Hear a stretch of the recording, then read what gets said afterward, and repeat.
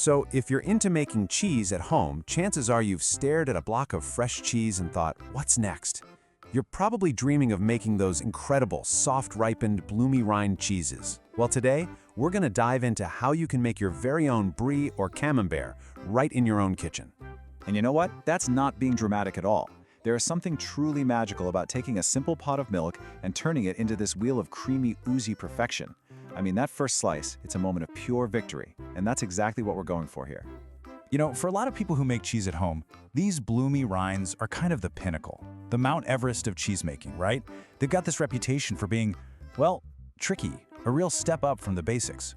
But what if I told you that reputation is only half the story? Yeah, that's right. They look so elegant and complex, but the truth is, the whole process is surprisingly forgiving. You really don't need a sterile laboratory or a picturesque French farmhouse to pull this off. You just have to understand the one key thing that does all the heavy lifting for you. And here's the big secret. It's not about having fancy presses or all this expensive equipment. No. The magic is all about harnessing a living, breathing ingredient. It all comes down to the mold. Okay, so let's pull back the curtain on that famous snowy white rind. It's not just there to look pretty, it's actually a tiny living ecosystem that builds the cheese from the outside in. Pretty cool, huh? All right, meet the star of the show, Penicillium Candidum. These are basically tiny spores that you add right into your milk. At first, they just hang out, totally dormant. But once the cheese is formed and the conditions are just right, poof, they wake up and bloom all over the surface, creating that beautiful, fuzzy coat we all know and love. So how does this actually work? Well, the mold doesn't just sit there looking good. It gets to work, releasing these enzymes that slowly travel into the cheese. And these enzymes are like little workers, breaking down proteins. And that's what transforms that firm, kind of chalky curd into the decadent, gooey interior we're all after. Okay, so Brie versus Camembert, what's the deal? They use the exact same mold, but they're definitely different. Think of them as cousins. Camembert is smaller, it ages faster, and it has a much more intense, earthy flavor.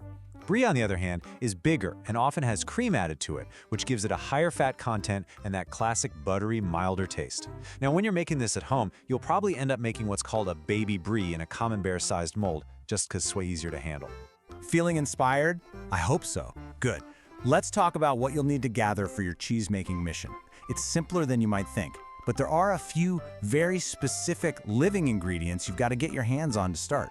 Right, you need a team of 3 different cultures working together. First up, you've got your mesophilic culture. That's your workhorse, it's what acidifies the milk. Then, of course, you have Penicillium Candidum, our star rind former. And finally, its super important partner, Geotrichum Candidum. You can think of Geo as the primer, or the foundation. It gets on the scene first, creating the perfect surface for the white mold to grow on, and it also prevents that dreaded slip skin we'll talk about later. And the gear? It's really not that intimidating. You need a big stainless steel pot and some open bottom molds. These are basically just hoops, and they're crucial for letting the whey drain out naturally. But the best part? Your cheese cave can literally be a simple Tupperware container with a little draining mat inside, tucked away in your regular fridge. That's all you need to create the perfect humid home for these cheeses. All right, you've got your cultures, you've got your gear. Now comes the really fun part, the hands-on process of turning all that milk into curds.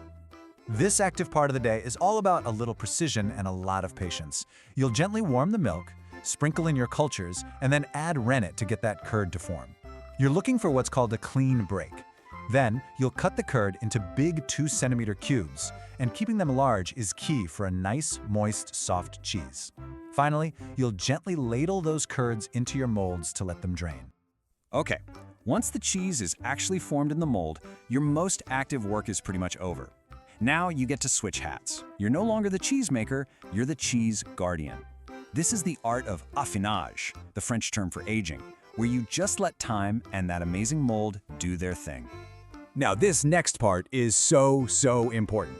First, you'll salt the cheese, which does 2 things, adds flavor and helps draw out the last bits of whey. Then, and please don't skip this, you let it air dry completely. A totally dry surface is like the perfect landing strip for our white mold to touch down and start growing. Once it's dry, into the ripening box it goes, and the real show is about to begin. And trust me, it really is a show. For the first week or so, all you do is flip it once a day. Then around day 7 to 10, you'll see it. the first little patches of a delicate, fuzzy white coat. Kind of looks like a fuzzy bunny. By 2 weeks, it should be completely covered in this gorgeous snowy blanket. After that, you just wrap it up and let it continue to ripen for another 2 to 3 weeks until it's perfectly soft and gooey inside. Of course, anytime you're working with living things, things don't always go exactly according to the script. But don't you worry, because most of the common problems have really simple explanations. Right? What if it goes wrong? This is probably the #1 fear for anyone trying this for the first time. But look, understanding why something might happen is the absolute key to fixing it or preventing it next time. So let's look at the usual suspects. Honestly, it's usually a pretty simple fix. See a slip skin where the rind is just sliding off? Your acid was probably a bit too high, or maybe you forgot that all-important geoculture. If you get a strong smell of ammonia, that just means it's overripe or you wrapped it too tightly and it couldn't breathe. And a chalky center? That is the easiest problem of all to solve. It just needs more time. The enzymes haven't reached the middle yet. You just have to be patient. But after all that waiting, all that patience, the moment finally arrives. You cut into a wheel of cheese with that perfect bloomy rind, and you see that creamy, luscious interior. I'm telling you, that feeling of accomplishment is just, there's nothing like it. You didn't just follow a recipe, you actually cultivated a living food. Look, mastering this process, it unlocks a whole new world of cheese making. It teaches you about patience, a little bit about microbiology, and really the art of transformation. So the only question left is, now that you've got this down, what are you going to create next?